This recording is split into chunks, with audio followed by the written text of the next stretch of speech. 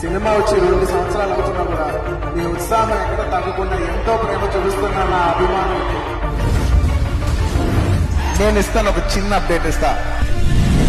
పుష్ప 1 తగ్గేదేలే అంటే మాత్రం Pushpa 2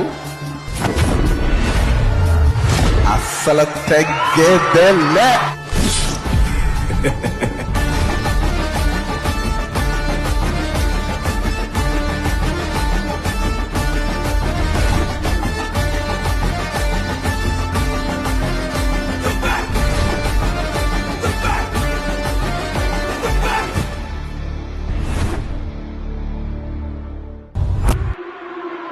We are releasing one day before than the previous release date which we announced.